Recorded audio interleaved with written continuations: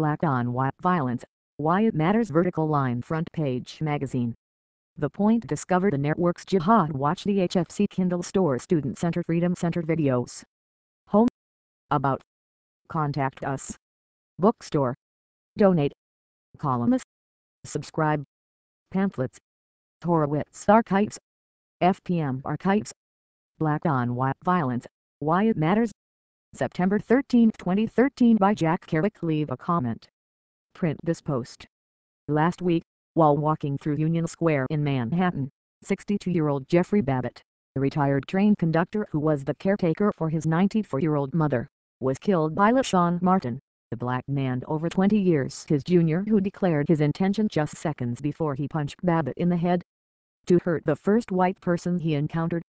2 days later, a white passenger on a bus passing through Harlem was assaulted by another passenger for being a cracker. The 31-year-old assailant struck his victim so hard that, according to the New York Post, he smashed the bones in his face, breaking his nose and eye socket. Both the rate and ferocity of black on white violence is nothing short of a national scandal. All decent Americans, and certainly all those who claim to care about race relations, should be as attentive to and concerned about this phenomenon as they are attentive to and concerned about anything else. Not everyone sees it this way. Below are 3 objections that are commonly stated. Objection number 1.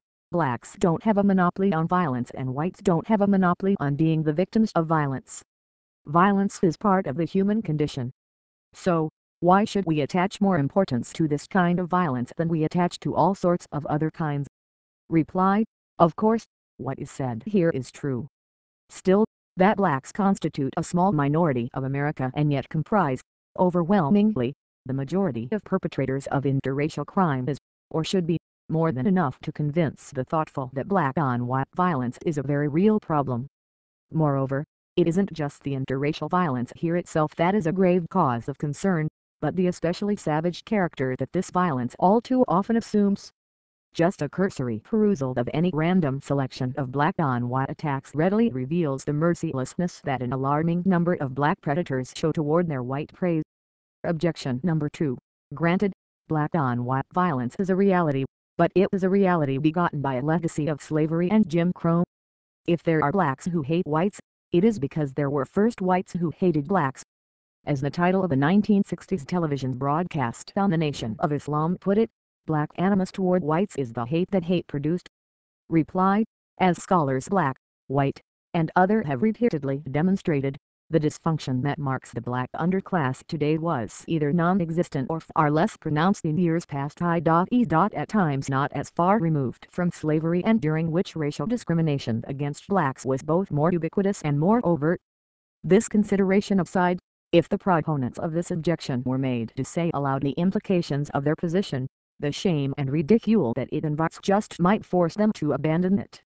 According to this line of reasoning, the following victims of black on white violence would still be alive and unharmed had it not been for a history of racial oppression.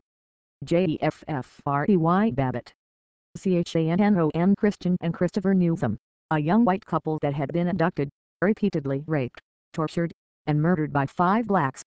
Brad Haka, Jason B. Ford, Farrah Sander, and Heather Muller, 4 whites who were robbed, beaten, sexually humiliated, raped, and murdered by 2 black brothers.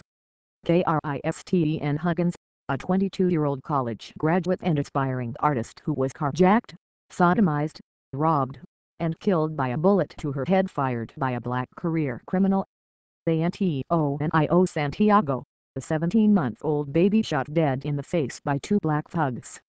Jonathan Foster, a 12-year-old white boy taken from his home and killed by a blowtorch-wielding black woman. Delbert Benton, an 89-year-old World War II veteran beaten to death by 2 black teenagers, and Fannie Gummer, the 99-year-old woman beaten to death by a 20-year-old black man who burglarized her home. It is with the greatest of ease that to this list, scores of other names could be added. But the point is this: if the legacy of slavery and discrimination argument is to be believed, then we are expected to believe that in the absence of this legacy, legions of innocent white children, white women, and the elderly who have been brutalized by black thugs would be with us today. Objection number 3.